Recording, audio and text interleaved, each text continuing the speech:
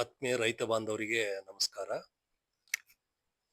ಈ ವರ್ಷ 2026-27 ಮಳೆಗಾಲ ಏನಿರ್ತೈತಿ ಅನ್ನೋದು ಒಂದು ಸರ್ಕಾರದ ಆದಿಯಾಗಿ ಎಲ್ಲರೂ ಒಂದು ವಿಚಾರ ಮಾಡ್ಬೇಕಂತ ವಿಷಯ. ಈಗಾಗಲೇ ಕೇಂದ್ರ ಸರ್ಕಾರ ಎಲ್ ನಿನೋ ಇಫೆಕ್ಟ್ ಇರ್ತೈತಿ, 197 ಜಿಲ್ಲೆ ಅಪಾಯದಲ್ಲಿವೆ ಅಂತ ಹೇಳಿ ಒಂದು ನೋಟಿಫೈ ಮಾಡಿ ಮುಂಜಾಗ್ರತೆ ಕ್ರಮ ತಗೋಬೇಕು ಅಂತ ಹೇಳಿ ಒಂದು ಆದೇಶ ಮಾಡೈತಿ.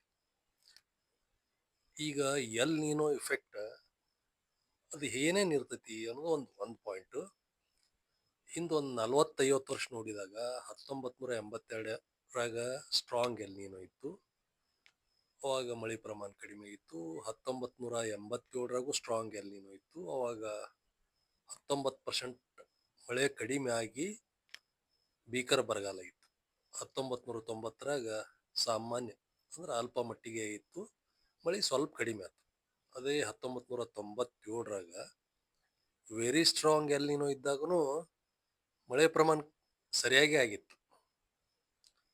2002ರಾಗ ಸ್ಟ್ರಾಂಗ್ ಎಲ್ ನೀನೋ ಇದ್ದಾಗ ಸಿವಿಯರ್ ಅಂದ್ರೆ ಭೀಕರ ಬರಗಾಲ ಆತು.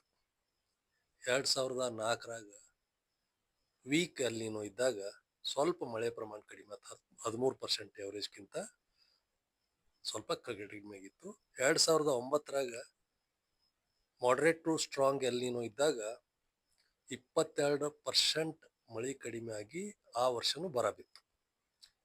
2015ರಾಗ ಸ್ಟ್ರಾಂಗ್ ಎಲ್ ನೀನೋ ಇದ್ದಾಗ 14% ಮಳೆ ಕಡಿಮೆ ಆಗಿ ಕೆಲವೊಂದು ರಾಜ್ಯಗಳಲ್ಲಿ ಬರ ಬಿತ್ತು. 2018ರಾಗ ವೀಕ್ ಎಲ್ ನೀನೋ ಇದ್ದಾಗ ಸ್ವಲ್ಪ ಪ್ರಮಾಣ ಅಲ್ಲಟ್ ಎಫೆಕ್ಟ್ ಆಗಿತ್ತು. ಈಗ ಲಾಸ್ಟ್ ರೀಸೆಂಟ್ ಅಂದ್ರೆ 2023ರಾಗ ಸ್ಟ್ರಾಂಗ್ ಎಲ್ ನೀನೋ ಇತ್ತು. ಆವಾಗ ದೇಶದ ಕೆಲವು ರಾಜ್ಯಗಳಲ್ಲಿ ಮಳೆ ಕಡಿಮೆ ಆಗಿ ಬರಗಾಲ ಬಿದ್ದರೆ ಕೆಲವು ರಾಜ್ಯಗಳಲ್ಲಿ ಅತಿವೃಷ್ಟಿ ಆಯ್ತು. ಈಗ ಒಂದು 50 ವರ್ಷದ ನೋಡಕ್ ನಿಂತರ 1987, 2002, 2009, 2015ರಾಗ ಈ ಎಲ್ ನೀನೋದಿಂದ ನಮ್ಮ ದೇಶದೊಳಗ ಆಹಾರ ಉತ್ಪಾದನೆಯೊಳಗೆ ಕುಂಠಿತ ಆಗೈತಿ.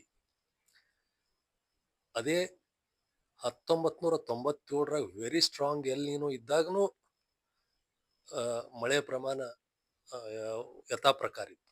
ಅಂದ್ರೆ ಇದು ಹಿಂಗ ಆಕೈತಿ ಇಲ್ಲ, ಆದ್ರೂ ಒಂದು ಎಲ್ ನೀನೋದು ಇಫೆಕ್ಟ್ ಇರ್ತೈತಿ ಅಂತ ಹೇಳಿ ಒಂದು ಅಂದಾಜು. ಈಗ ಎಲ್ ನೀನೋ ಪೆಸಿಫಿಕ್ ಸಾಗರದ ಆಕೈತಿ, ದಕ್ಷಿಣ ಅಮೆರಿಕ ಖಂಡದ ಉತ್ತರ ಪಶ್ಚಿಮ ಭಾಗ ಆಕೈತಿ. ಆ ಸಮುದ್ರದ ನೀರಿನ ತಾಪಮಾನದೊಳಗೆ ಹೆಚ್ಚಳ ಕಡಿಮೆ ಆಗೋದ್ರಿಂದ ಎಲ್ ನೀನೋ ಲಾ ನಿನಾ ಅಂತ ಹೇಳಿ ಎಲ್ಲರಿಗೂ ಗೊತ್ತಿದ್ದ ವಿಷಯ, ಅಥವಾ ಇದೊಂದು ತಿಳ್ಕೊಳ್ಳೋ ವಿಷಯ.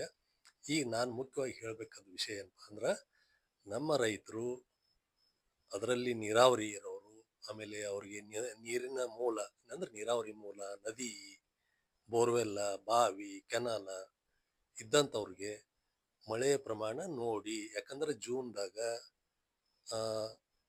ಅಲ್ಲಿ ಅಂದ್ರೆ ಅನ್ಇವನ್ ಮಳೆ ಐತಿ. ಆಮೇಲೆ ಜುಲೈದಾಗ ಸ್ವಲ್ಪ ಕೊರತೆ ಆಗ್ಬೋದು ಅಂತ ಅಂದಾಜ್ ಐತಿ.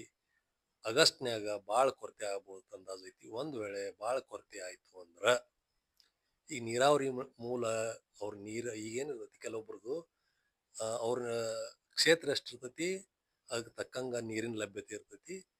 ಅದು ಮಳೆ ಪ್ರಮಾಣ ಕಡಿಮೆ ಆದ್ರೆ ಅವರಿಗೆ ನೀರಿನ ಲಭ್ಯತೆ ಕಡಿಮೆ ಆಗಿ ನೀರಾವರಿ ಮಾಡೋದಕ್ಕೆ ತೊಂದರೆ ಆಕೈತ್ಲ. ಅಂತ ಹೊತ್ನ್ಯಾಗ ಆಗಸ್ಟ್ ದಾಟಿದ ಮ್ಯಾಲ ಮಳೆ ಕೊರತೆ ಆಗಿತ್ತು, ನೀರಿನ ಕೊರತೆ ಆಗಿತ್ತಂದ್ರ ಕಬ್ಬು ಹಚ್ಚುವಾಗ ಅಥವಾ ತೆಗಿಯೋ ಕಬ್ಬಿಂದು ಅವ್ರು ವಿಚಾರ ಮಾಡಿ, ಅಂದ್ರೆ ಹಚ್ಚೋದಿರ್ತಾರ ಕುಳೆಗಳು ತೆಗಿಬೇಕಾಕತಿ, ಕುಳೆ ಇಳಿದಿರ್ತಾರ, ಹಚ್ಚೋ ಪ್ರಮಾಣ ಕಡಿಮೆ ಮಾಡ್ಬೇಕಾಕತಿ. ಯಾಕಂದ್ರೆ ನಮ್ಮ ಮಳೆ ಪ್ರಮಾಣ ನೀರಿನ ಲಭ್ಯತೆ ನೋಡ್ಕೊಂಡ ನಾವು ಬೆಳಿಬೇಕಲ್ಲ. ಹಿಂಗಾಗಿ ಈ ಒಂದು ವಿಷಯದಾಗ ಆಗಸ್ಟ್ ತನ ಮಳೆ ಪ್ರಮಾಣ ನೋಡಿ ಒಂದು ಬೆಳೆ ಮಾಡಬೇಕು ಅಂತ ಹೇಳಿ ನಂದೊಂದು ಸಲಹೆ. ತಾವು ಅನುಭವಿಸ್ತಿರ್ತೀರಿ. ನಮ್ಮ ಗ್ರಾಮೀಣ ಭಾಗದಾಗ ಏನಿರ್ತೈತಿ, ಅಧಿಕ ಮಾಸ ಯಾವ ವರ್ಷ ಬರ್ತೈತಿ, ಆ ವರ್ಷ ಬರಗಾಲ ಬೀಳ್ತೈತಿ ಅನ್ನೋದೊಂದು. ಆಮೇಲೆ ನೀರ್ಲ ಹಣ್ಣು ಅಂದ್ರೆ ನೇರಳೆ ಹಣ್ಣು ಅಂತೀವಿ ನಾವು. ನೀರ್ಲ ಹಣ್ಣು ಯಾವ ವರ್ಷ ಬೆಳೆ ಹೆಚ್ಚಿಗೆ ಬರ್ತೈತಿ, ಆ ವರ್ಷ ಬರ ಬೀಳ್ತೈತಿ ಅಂತೇಳಿ ಒಂದು ಹಿರಿಯರು ಮಾತಾಡೋ ಮಾತ. ಈ ವರ್ಷ ಎರಡೂ ಅದಾವ, ಅಧಿಕ ಮಾಸನೂ ಐತಿ, ನೀರ್ಲ ಹಣ್ಣು ಅಧಿಕ ಉತ್ಪಾದನೆ ಐತಂತ. ಮತ್ತು ಇನ್ನು ತಮ್ಮಲ್ಲಿ ತಮ್ಮ ಹಿರಿಯರ ಬರಕ್ಕೆ ಏನೇನು ಕಾರಣ ಹಿಂಗೇನೋ ಒಂದು ನಂಬಿಕೆ ಇರ್ತಾವೆ. ಅವನೇನು ಹೇಳಿದ್ರೆ ನೀವು ಅದನ್ನು ಇದ್ರಾಗ ತಿಳಿಸ್ರಿ, ಏನು ತಪ್ಪಿಲ್ಲ.